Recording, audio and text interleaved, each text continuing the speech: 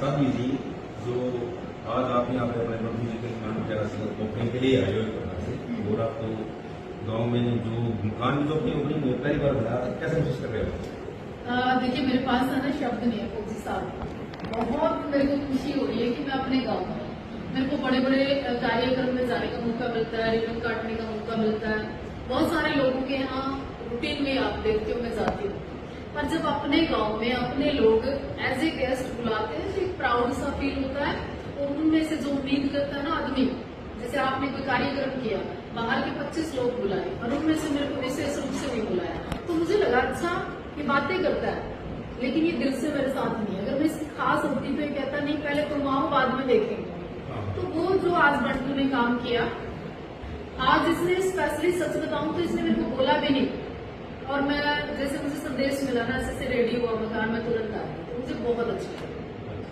मैं एक बात और पूछना चाहता हूँ, अगर गांव के सभी लोग आप कैसे बुलाएं और ऐसे बिठाएं तो आपको कैसा लगेगा? अच्छा, एक बात बताओ, जब हम किसी से लड़ते हैं या किसी से हम झगड़ते हैं, सबसे पहले ताना क्या देते हैं? तो अपने घर को संभाल, यही देते हैं देहात में, गाँव में, समाज में। तो पहले तो अपना परिवार होता है, अपना गांव होता है, उसके बाद ही दुनियादारी है। लेकिन मैं एक बात कहता हूँ आपको, कभी तो अपने गाँव का किसी का गौरव नहीं है, मेरे हिसाब से, लेकिन गाँव वाले आपको इतना नहीं, ये अब क्वेश्चन नहीं है। अब पिछले 2-3 साल से आप लोगों ने जो प्रयास किया फौजी साहब, इन सबको जोड़ा, हम सब मिले, तो अब वो चेंज हुआ है। अब वो देखो, मैं कभी भी झूठ नहीं बोलती ना, तो बातें करती, सबको पता है मेरे बारे में। अगर आप में कमी है ना तो मुंह पे बोल के जाऊंगी, भले आप धुरंधर लग रहे होंगे अपने घर, लेकिन मेरा नेचर है, अगर आप में कमी है तो मैं बोलूंगी। तो अब आप वो तस्वीर बदली आप लोगों के प्रयास से, आसपास में भी बदली है, गाँव में भी बदली है और माहौल में बदली है। और क्यों बदली है? क्योंकि जब कोई हमने से ऑफिसर बन जाए, खिलाड़ी बन जाए, साधु बन जाए, तो उसके प्रति ना घर वालों का नेचर भी चेंज होता है। समाज का भी हो जाता है, पता नहीं कैसा होगा, कैसे बात करता होगा, कैसे सामान्य नहीं होगा। थोड़ी कहते हैं कि हर चीज को समझने में टाइम लगता है। लेकिन आप लोग देखोगे, मैंने 50 से 100 फैसले मेरे गांव के कर दिए, और बड़े बड़े समझौते मैंने बैठ के किए बिना स्वार्थ के, और जिन लोगों को किए ना वो लोग मुड़कर कभी नहीं आए पास। तो उस वक्त तकलीफ होती है कि देखिए वो ये आदमी चीख रहा था, चिल्ला रहा था, दर्द में था, तो ये रोज मेरे पास आता था, और आज ये सुख में है तो कभी नहीं आता। उस समय आदमी है ना, फिर गाँव के प्रति भी सोच वही हो जाती है कि सारे गाँव ऐसा होगा। अच्छा, मैं एक और बात पूछना चाहता हूँ आपसे, जैसे अपना गाँव है, काफी बड़ा गाँव है, वो छत्तीसगढ़ का गाँव, तो गांव के डेवलपमेंट के लिए आपके मन में ऐसा तो क्या होना चाहिए गांव में, किस चीज की कमियां हमारे पास महसूस हो रही है? मेरे गांव में देखिए, समझौते के नाम पे तो सारी चीजें, जैसे एक तो होता है टेम्परेरी एक पेंचर लगाना, एक होता है पूरी ट्यूब या टायर ही बदलना। मेरे गांव में दिखाने लायक है क्या? मेरे गांव की सड़क देख लो, 8 रास्ते जाते हैं, 8 में से एक भी ऐसा नहीं जो फास्ट वे में आप अपने गाँव से निकल जाओगे, नहीं। जिसके लिए ग्रांटें या हजारों करोड़ में आ रही है, सबसे पहले होना चाहिए था, जबकि मेरे गांव ने बीजेपी के एमएलए को बनाने के लिए पुरजोर सबसे ज्यादा मेहनत की, क्यों नहीं हुआ? दूसरी बात, कहते उस पर स्टे है, उस पर ये ऑप्शन की बात है। चलो, आपने एक ग्राउंड बनाया, उसको लेके 2, 4, 5 करोड़ जो भी लग गया, सिस्टम हो गया, उसका अंदाजा नहीं है, जो आपका प्रयास था बहुत अच्छा है। तीसरा, आप बताओ तालाबों की हालत देख लो, कितनी खराब। स्कूलों के नाम पे वो बिल्डिंग कभी भी गिर जाए, कभी उसका काम चल जाता है, कभी नहीं चलता। इस गाँव में 2 पंचायत है, मैंने नहीं सुना मेरे गांव का सरपंच, चाहिए वो कि आज विशाल कार्यक्रम कर रहा है, आज मेरे गांव में मंत्री आ रहा है, आज मेरे गांव में खेल मंत्री आ रहा है, या आज मेरे गांव में खिलाड़ा आ रहा है, कभी कुछ नहीं होता ऐसा। तो हमें बेनिफिट कहाँ मिलता है हमारे गाँव में? राजनीतिक कोई बेनिफिट तो तभी मिलेगा तब हम किसी को बताएंगे, तो किसी को बोलेंगे भाई आप हमारे गाँव में। इसमें क्या है, 5-7 लोगों का एक समूह, 5-7 लोगों की एक दूसरे को टांग खिंचाई, 5-7 लोगों का अपना जो लालच रहता है ना कि मेरा नाम, मेरे नाम की प्लेट, मैंने ये कर दिया, मैं यूं, तो वो चीजें गाँव की तरक्की में नहीं आती। और सबसे प्रथम तो मैं सरपंचों को जिम्मेवार मानती हूँ, खुलेआम सरेआम और सीधा स्ट्रेट वे मैं बोलना चाहती हूँ कि ब्रास गांव के लोगों, ब्रास गांव की महिलाओं, बच्चों, युवा गाँव हो, आप पूछो कि सरपंच या सरपंचनी कौन है, मैंने नहीं देखा। सुनिए, बहुत बड़ा सवाल आपने किया। मैं साध्वी देवा ठाकुर तकरीबन देश के सरपंचों को, देश के मंत्रियों को जानती हूँ, विधायक को जानती हूँ, पर गांव ब्रास की सरपंच जो लेडी है ना, महिला, वो मैंने आज तक नहीं देखी। कैसी है, कहाँ है, क्या विकास किया उसने, कितने उसके पर्चे अब तक दर्ज हो गए हैं, कितना लोगों ने हिसाब मांग लिया है, तो विकास कैसे होगा ब्रास का? 2-3 साल निकल गए, 2-3 साल। एक वो बात है, जैसे अभी आपने बोला कि स्कूल की डेवलपमेंट, आपने स्कूल में कभी गए बच्चों से? हाँ, मैं मिली 2 से 3 बार। मैं स्कूल में, मैंने जब भी चुनाव का समय होता उस टाइम पे मौका मिलता है हम लोगों को जाने का। बीच में अभी एक बेटी बचाओ बेटी पढ़ाओ को लेकर पूरे टीचर लोग हमसे मिला था संघ पूरा, तब भी मैंने बात की, और जब भी मुझे मौका मिलता था। अभी लेटेस्ट में अभी गया था कोई 5-6 दिन तक, तो स्कूल के अंदर बड़ी प्रोग्रेस। हाँ, नहीं, पिछले दिनों मेरे पास भी आप लेकर आए थे प्रपोजल, उस समय जेई से उन सबसे हमारे सामने बात हुई। तो वो काम चल रहा है, अभी वो डबल स्टोरी बन के तैयार हो गई है और तकरीबन अच्छा हो रहा है बच्चों के लिए। नहीं, वो अच्छी बात है, और लेकिन जो हमारा स्कूल का स्टाफ है ना, बहुत ही अच्छा स्टाफ है, और इस बार हमारा जो प्रवास हाँ, एक नंबर रिजल्ट आया। एक रिजल्ट भी आया, स्टाफ भी बहुत अच्छा है। मैं जो मेरा क्वेश्चन था ना, तो जैसे अभी स्कूल के बारे में था, तो स्कूल के अंदर जैसे अपना एक सरकारी स्कूल है, लेकिन आज मैं स्कूल में गया तो मुझे ऐसा लगा कि आज मैं सरकारी स्कूल में नहीं, प्राइवेट स्कूल के इतना पैसा वहां लग रहा है। ये चीज आनी नहीं चाहिए माइंड में कि देखिए हमें स्कूल मतलब सरकारी और प्राइवेट, जब हमारे माइंड में हो रहा है ये चीज, तो हमारे बच्चे तो प्राइवेट क्यों दौड़ेंगे? मतलब आप ये देखो, बहुत बढ़िया घरों के बच्चे सरकारी स्कूल में नहीं जाते। क्यों जाते? कारण क्या है? देखो टीचर अच्छे हैं, हमारे रिजल्ट भी अच्छे आ रहे हैं। हमारे लोग अपना स्टैंडर्ड नहीं मानते। हमारे लोग ऐसा मान लेते हैं सरकारी स्कूल तो शायद जैसे गरीब बच्चे ही पढ़ते, तो ये मानसिकता हमें ठीक करनी पड़ेगी। दूसरा, आपने खेल के 2-3 ग्राउंड अपने गांव में जैसे उधर सेट किया, छोटी छोटी वहां पे ग्रांट लगाई, अच्छा काम किया, बच्चों को अच्छा रेडी करने, उसके लिए मैं भी कहती हूँ, आपकी पीठ पीछे भी कहती हूँ, आपका अच्छा प्रयास है, बढ़िया प्रयास है। पर जो होना चाहिए गांव में, बहुत बड़ा स्टेडियम होना चाहिए, और बहुत सारी ऐसी मेडिकल फैसिलिटी के नाम पे, तो यहाँ हॉस्पिटल आपके बिल्कुल बगल में। मैं एक बार मैंने जानबूझ के विजिट किया, ऐसा लगता है जैसे कि यहाँ पे गाय भैंस बनती है, ऐसी हालत हो रही है, तो उसका जिम्मेवार कौन? सरपंच की बिल्कुल नाक के पीछे और जो लोग यहाँ आसपास तालाब के आसपास घर है, दुर्गंध यहाँ तक आ रही है, क्या हालत हो रही है? देखो कौन है इसका जिम्मेवार? सवाल किया सरपंच से? नहीं किया।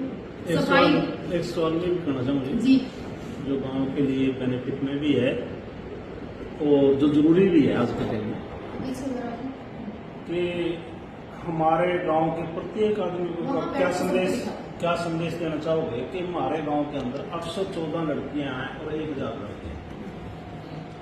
ये जो बीच में किस कारण ऐसा होया, और इसके बारे में पूरे गांव में क्या संदेश देना चाहोगे, क्योंकि 3 लड़कियां कम है।